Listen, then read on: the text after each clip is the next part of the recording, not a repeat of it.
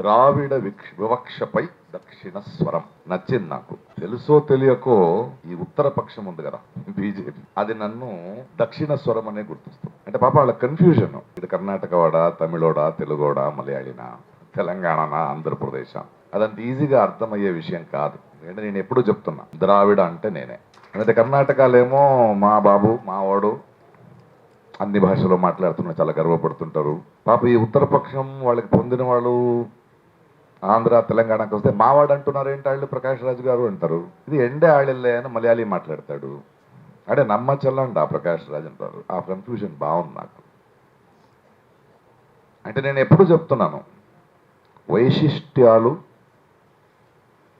ఇన్ని డైవర్సిటీ ఉన్న ఒక ఉంది కదా, దాన్ని నేను రిప్రజెంట్ చేస్తున్నాను. లోపల నేను ఎంత శ్రీమంతుడిని నాకు గర్వం అవుతుందని నేను చెప్తుంటా. రీసెంట్గా నా ఫ్రెండ్ ఉత్తేజు ఎవరితోనో మాట్లాడాడు, షూటింగ్లో ఉన్నాం. అటువైపు ఒక ఆయన, అరే నా బుక్ 8 భాషల్లో ట్రాన్స్లేట్ అయిందిరా, అనువాదం అయింది అన్నాడంట. దానికి ఇది చెప్పాడు, నీ బుక్ ట్రాన్స్లేట్ అయింది 8 భాషలు తెలిసిన ప్రకాష్ రాజు నా పక్కన ఉన్నాడని. నేను దక్షిణ స్వరం కాబట్టి కొందరు ఎంపీలు, కొందరు నాయకులు మన ఆంధ్రాలో నేను ఏం మాట్లాడినా ఎగెన్స్ట్గా మాట్లాడుతుంటాను. వాళ్ళకి సభాముఖంగా నేనేం చెప్తానంటే, ఉత్తర పక్షానికి అమ్ముకున్న ఉత్తర కుమారులు, మీకు ఉత్తరం చెప్పాల్సిన అవసరం నాకైతే లేదన్నా. ఈ సభలో నేను మాట్లాడేది ఇక్కడున్న మీతో కాదు. నేరుగా చెప్పాలంటే ఉత్తర పక్షానికి ద్రావిడ సంస్కృతిని, ద్రావిడ స్వాభిమానాన్ని అమ్ముకున్న ఈ ఉత్తర కుమారులకి నేను మాట్లాడాలి. అంటే ఎందుకు మాట్లాడాలంటే, వీళ్ళకి ద్రావిడ అంటే దక్షిణాది స్టేట్స్ భాషలు ఇక్కడ చెందిన మనుషులంటే ఒక దురభిప్రాయం ఉంది. అభిప్రాయం ఉంటే పర్వాలేదు, దురభిప్రాయం ఉంది, అపార్థం ఉంది. వాళ్ళకేం చెప్తున్నానంటే, మీరు ఇప్పుడు ఈ ప్రపంచంలో, ప్రస్తుత ప్రపంచంలో అక్రాస్ ద వరల్డ్ ఈ జెనెటిక్ స్టడీస్ జరుగుతున్నాయి. అవేం చెప్తున్నాయి, చారిత్రాత్మకంగా, జన్యుపరంగా, సాంస్కృతికంగా, అంటే హిస్టారికలీ, జెనెటికలీ, కల్చరలీ ద్రవిడియన్స్ ఉన్నారు కదా, దక్షిణ భారతానికి పొందిన మేము ఉన్నాం కదా, వీళ్ళే అసలు నివాసులు భారతదేశానికి అంటున్నారు. We're the original inhabitants. మిగతా వాళ్ళు one way or the other వచ్చారు. ఆ డిస్కషన్కి నేను వెళ్ళను, ఎందుకంటే వీళ్ళు వక్రీకరించడంలో చాలా సేఫ్గా ఇంట్రెస్టింగ్ ఉంటారు కదా. ఈ సభలో అందరూ కలిసి నార్త్ ఇండియా సౌత్ ఇండియా అని వేరు చేయడానికి మాట్లాడుతున్నాను కాదు. We're all proud Indians. చాలా గర్వంగా ఉంది భారతీయులని, కానీ ద్రావిడలను మర్చిపోకుండా ఉన్నాం. That is your problem. ద్రావిడానికి ప్రాబ్లం, బ్యూటిఫుల్ థింగ్ ఏంటంటే వి వెల్కమ్ ఎవ్రీబడి. మనకి మీరు వేరు మేము వేరు అన్న సంకుచిత మనస్సు కానీ లేదు మనకి. అందరూ రావచ్చు, హ్యాపీగా ఉండొచ్చు, కానీ మనకి మన స్వాతంత్రం, మన అస్మిత, మన అస్తిత్వం కావాలి. దాన్ని గౌరవించండి, అంతే చెప్తున్నాం. అందుకే వీళ్ళకి ద్రావిడం అంటే ఏంటి, why are these people fighting, why are they asking అని అర్థం అవ్వాలి. ఆర్కియలాజికల్ ఎక్స్కవేట్స్ అంటాం, అంటే పురావస్తు తవ్వకం అంటాం కదా. వీళ్ళు చాలా కంఫర్టబుల్గా హరప్ప, మొహెంజోదారో అతను అతి పురాతన సమాజం, సివిలైజేషన్ అని రుద్దుతున్నారు. ఐఎమ్ సారీ, అలా కాదు అది. Today's greatest studies have said the Dravidians were older than them. సింపుల్గా ఏంటుంది, రిజ్యూ చేస్తున్నాను, కీలడి అని ఉంది, రీసెంట్ ఎక్స్కవేషన్. ఎప్పుడు ఈ ఆర్కియాలజీలో ఎస్కవేట్ చేసేటప్పుడు అక్కడ ఈ కుండలు పాట్స్ని ఎతుకుతారు. ఇఫ్ యూ అబ్జర్వ్, అలా కీళ్ళడిని ఎక్స్కవేట్ చేసినప్పుడు కొన్ని పాట్స్ దొరికాయి. యూజువలీ పాట్ మేకర్స్, ఈ కుండలు చేసేవాళ్ళు, అది ఇంకా దాన్ని కాల్చి స్ట్రాంగ్ చేసే ముందు అది కొంచెం వెట్గా ఉన్నప్పుడే ఆడు చేసిన వాడు కళాకారుడు ఏదో ఒక ఆడ సైనో ఏదో పెడతాడు. కానీ కీళ్ళడి ఎక్స్కవేట్ చేసినప్పుడు అది కాల్చిన తర్వాత దాని మీద రాశారు.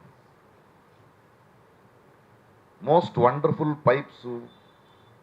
ఒక సివిలైజేషన్, చదువుకున్న సమాజం ఉండింది అప్పుడే. అంటే ఎంత గొప్ప మనం. దాన్ని తీసి పక్కన పెట్టేసి రుత్తారా, మీరెవరు మేమెవరు మేమే పెద్దదని. అండ్ ఆ కీళ్ళడి ఆర్కియాలజిస్ట్ పనిచేస్తున్నప్పుడు 2017లో ఇంకో కాంట్రవర్సీ అయింది. ఈ ఉత్తర పక్షానికి తెలిసిపోయింది, ఒరే నిజాలు బయటపడుతున్నాయని. They transferred archaeologist. వాళ్ళని పిలిపించి కమిటీ పెట్టారు. మీకేం అర్హత ఉంది, ఏం తెలుసని తవ్వుతున్నారు, భయం ఉంది కదా ఎక్కడ నిజాలు బయటపడిపోతాయో అని. ఇంత గొప్ప ఇతిహాసం ఉన్న ద్రవిడియన్స్ని, ఉత్తర భారతాన్ని మీరు లొంగదీసుకోవాలనుకున్నా, అణిచివేద్దామనుకున్నా, లేదా నియంత్రణం చేయాలనుకున్నా, ప్రయత్నం చేసినా ఐఎమ్ సారీ ఒప్పుకో. ఎందుకంటే మీకు కొంచెం హిస్టరీ చదవాలి, మీరు చరిత్ర తెలుసుకోవాలి. ఎప్పుడెప్పుడే ఇలాంటి ప్రయత్నాలు జరిగి ఒక ద్రావిడ ఆత్మగౌరవం, స్వయ గౌరవానికి గాయపడిశారు కదా, అప్పుడంతా ఐక్యంగా లేచారు, ఐక్యంగా తిరగబాటు చేశారు. That is the greatness of Dravidian culture and Dravidian society. మీరు ఉత్తర కుమారులు, ఉత్తర పక్షం వాళ్ళు కొంచెం హిస్టరీ తెలుసుకోవాలి. రీసెంట్ హిస్టరీ, జల్లికట్టండి, ఎలా తిరగబడ్డారు తమిళ వాళ్ళు, చాలా గర్వంగా ఉంది, ఐక్యంగా. అంతెందుకు, మన తెలుగు భాషా ఉద్యమం మొత్తం రాజకీయ పరిస్థితిని గందరగోళం చేయలేదు, రాజకీయ పరిస్థితినే మార్చేసింది కదా. That is what you have to understand. ఇప్పుడు తమిళనాడులో, సౌత్ ఇండియాలో లేని గుళ్ళు, దేవాలయాలు మీ నార్త్ ఇండియాలో ఉందా? లేదుగా. కానీ ఎందుకు బీజేపీ లోపల రాకపోతుంది, ఎందుకు రాలేకపోతుంది? ఎందుకంటే ఇక్కడ ధర్మం వేరు, రాజకీయం వేరు. అంత తెలివు, అంత ప్రబుద్ధత ద్రవిడుడికి, దక్షిణ భారతానికి ఉంది. సరే మీరు అంటారు కదా చరిత్ర, సరే నార్త్ ఇండియా నేను విడదీసి మాట్లాడలేదు, బట్ అర్థం చేసుకోండి, what is south India, what is north India. North India అనేది ల్యాండ్ లాక్డ్ ప్లేస్, మీకు సముద్రాలు లేవు, మీరు ల్యాండ్ లాక్, చుట్టూ భూమి ఉంది. మీ హిస్టారికల్ వికాసంలో, ఆ ప్రక్రియల్లో మీకున్న అనుభవం, ఎవడో దాడి చేసింది, మీరు దాడి చేసేది అంతే. కానీ సౌత్ ఇండియా అలా కాదు.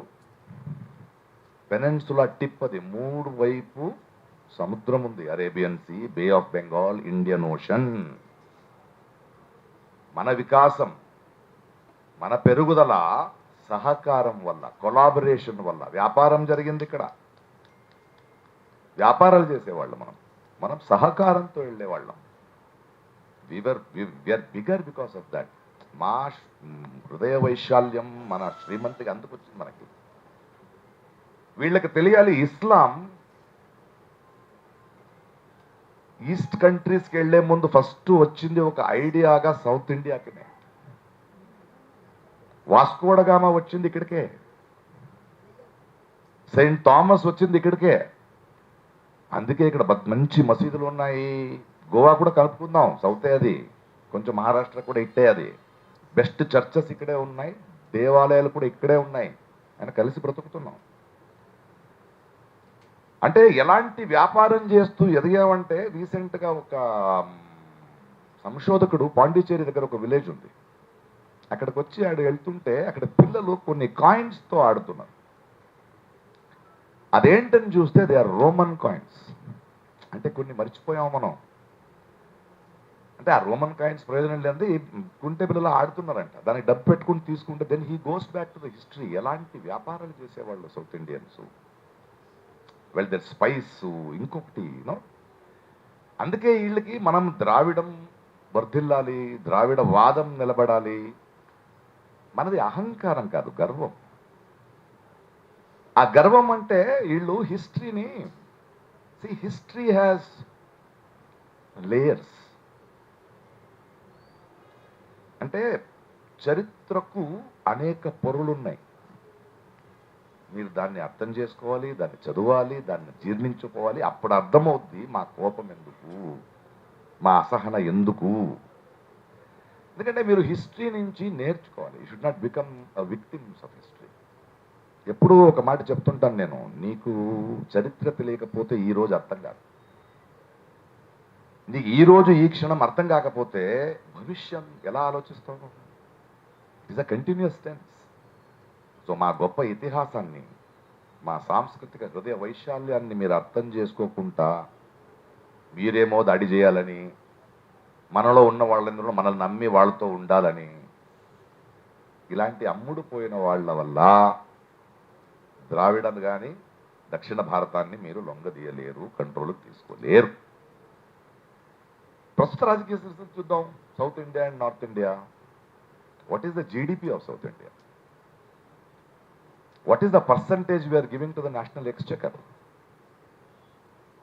మొన్న కేరళలో స్టడీ చేస్తే ఇన్ఫాంట్ సర్వైవల్ రేటు ఎంత ఉంది ఇక్కడ? మీకు అక్కడ ఎంత ఉంది? లేదా ఉమెన్స్ ఎడ్యుకేషన్ తీసుకోండి, ఎక్కువ మంది చదివిన మహిళలు ఎక్కడున్నారు? Tamil Nadu was the first state in south India, from south India, which introduced mid day meals. భారతదేశంలో ఆకలి ముఖ్యమా, పని ముఖ్యమా, డబ్బు ముఖ్యమా అన్న కాలంలో ఒక ఇంట్లో ఉన్న ఇంకో నోటికి అన్నం పెడుతూ ఎడ్యుకేషన్ ఇవ్వడం వల్ల, ఆడపిల్లలు చదవడం వల్ల ఇంకో తరం పెరిగింది. ఇవాళ ఎందుకు మనం పాపులేషన్ కంట్రోల్ చేయగలిగాం? వైఆర్వి ఎందుకు వలస అక్కడి నుంచి ఇక్కడికి వస్తున్నారు? What is the importance of this country? ఈ ఇతిహాసం తెలుసుకోకుండా మీరు మాట్లాడుతుంటే ఉత్తర కుమారులారా జరగదు. అండ్ ప్రస్తుత రాజకీయ పరిస్థితుల్లో మనకు కోపం రావాల్సింది, వాళ్ళు మనల్ని రాజకీయంగా ఫినిష్ చేయాలని చూస్తున్నారు. చూడండి, రాజకీయంగా మనం ఎప్పుడు పవర్ఫుల్ లేదు. సౌత్ ఇండియా ఒక యూపీ చాలు, 2 స్టేట్లు ఉన్న ఎంపీలు చాలు వాళ్ళకి. అది మనకు వరం కూడా, ఎందుకంటే వాళ్ళు రాజకీయం చేస్తూ ఉన్నారు, మేము పని చేస్తూ ఉన్నాం. అది వరమనే భావించాలి. బట్ ఇప్పుడు వాళ్ళు రాజకీయంగా కూడా, అంటే they want South India to become a secondary citizen. అదే వాళ్ళ ప్రయత్న. Hindi language imposition is a direct attack on Dravidians. ఇది మీరు అర్థం చేసుకోవాలి. అందుకే మన ఈ కొన్ని అమ్ముడు పోయిన వాళ్ళు ఉన్నారు కదా, ఉపముఖ్యమంత్రులు, ఆంధ్రప్రదేశ్లో Hindi is the national language అంటారు. ఆయన పిలిచాను నేను, రా, ఏది నేషనల్ లాంగ్వేజ్ నేను చెప్తాను రా అంటే, మీరు అమ్ముడు పోతే మనల్ని కూడా అమ్మేస్తారా? మేము ఊరుకుంటాం అనుకున్నారా మీరు? What is delimitation? Chandrababu Naidu గారు, పవన్ కళ్యాణ్ గారు డీలిమిటేషన్, మీరు అమ్ముడు పోయారు, మీ మీద నాకు నమ్మకం లేదు. మీకు తెలియదా డీలిమిటేషన్ నుంచి సౌత్ ఇండియాకి ఏం అన్యాయం జరగబోతుందో? You want to make us more less powerful? You want to divide it on population? ఈ దేశంలో పెద్ద జబ్బే ఈ అమ్ముకున్న వాళ్ళ వల్లే. ఈరోజు మొన్న ఏదో ఒక బెంగళూరులో ఒక మీటింగ్లో అమ్ముకున్న కొన్ని మాధ్యమాలు అని చెప్తే చాలా కోపం వచ్చేసింది. 80% మాధ్యమాలు అమ్ముకున్నాయి ఇవాళ. అది నా కోపం కాదు, నా ఆవేదన అని నాకు అర్థం కావాలి. ఈ దేశంలో మాధ్యమాలు మాత్రమే కాదు, జడ్జిలు అమ్ముడిపోయారండి, వకీలు అమ్ముడిపోయాడు. ఎంతో కష్టంగా పెంచి దేశ సేవ కోసం ఒక జాబ్ అని ఒక డాక్టర్ని పెంచితే ఆడికి తప్పుడు రిపోర్ట్ రాయిస్తున్నారు ఇవాళ. ఎన్నో లక్షలాది మంది ఓటర్స్లు ఒక ఎంపీనో ఒక ఎమ్మెల్యేనో ఒక మ్యాండేట్ ఇటు గెలిపిస్తే వాళ్ళు ఆ మ్యాండేట్ నమ్ముకుని ఈ ఉత్తర పక్షానికి చేరుతున్నారు. ఈ ఈ దేశంలో ఉద్యమిలు అమ్ముకుంటున్నారు, విద్యా సంస్థలు అమ్ముకుంటున్నాయి, నటులు కళావిధులు అమ్ముకుంటున్నారు. భయం వేయాలా మీకు? ఆతంకం రావాలా వద్దా? సో ఈ అమ్ముడుపోయే కార్యక్రమాలు మనతో జరగదు. మాకు ద్వేషం ఇష్టం లేదు.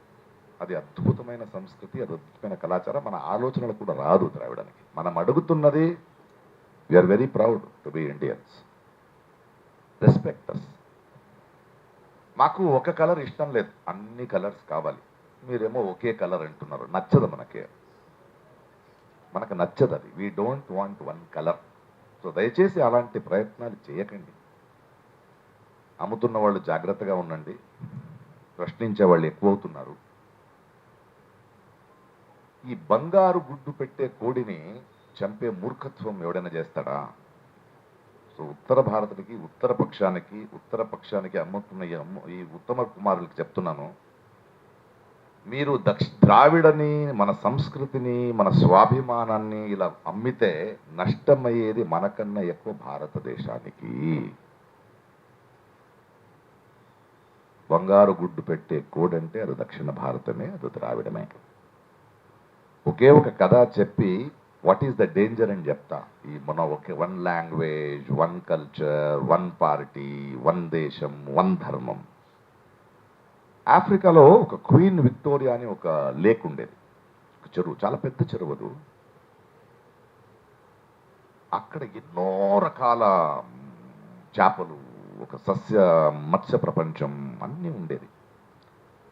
ఆ చుట్టూ ఉగాండా, కీన్యా ఇలాంటి ఒక 7-8 కంట్రీస్, వాళ్ళందరూ చాలా హ్యాపీగా అక్కడి నుంచి బ్రతుకుతున్నవాళ్ళు. వాళ్ళు అక్కడ ఫిషింగ్ చేస్తూ దిడేనో ఒకటికి ఐడియా వచ్చింది, అన్ని కొంచెం ఎక్కువ మాంసం ఉన్న ఫిష్ని ఇంట్రడ్యూస్ చేద్దామని. పక్కనే నైల్ నది, అక్కడ నైల్ పర్చ్ అని ఒక ఫిష్ ఉంది, అది కార్నోరియస్, అది ఇంకొకరిని తినే అంటే ఒక ఫిష్. అలాంటి ఫిష్ని దీనికి ఇంట్రడ్యూస్ చేశారు వీళ్ళు. One language, one country, one election అంటారు కదా, అలా ఫిష్ని ఇన్వైట్ చేశారు. 30 సంవత్సరాల్లో ఆ నైల్ పర్చ్ అక్కడున్న వైశిష్ట్యమైన జీవుల్ని, ఒక డైవర్స్ ఎకో సిస్టమ్ని మొత్తం తినేసి వీళ్ళు తినలేక చచ్చిపోయాయి. It has become a dead lake. ద్రావిడాన్ని, సౌత్ ఇండియాని, మన సంస్కృతిని చంపే ప్రయత్నంలో భారతదేశాన్ని ఒక డెడ్ లేక్ చేయకండి అని హెచ్చరిస్తూ థ్యాంక్ యూ.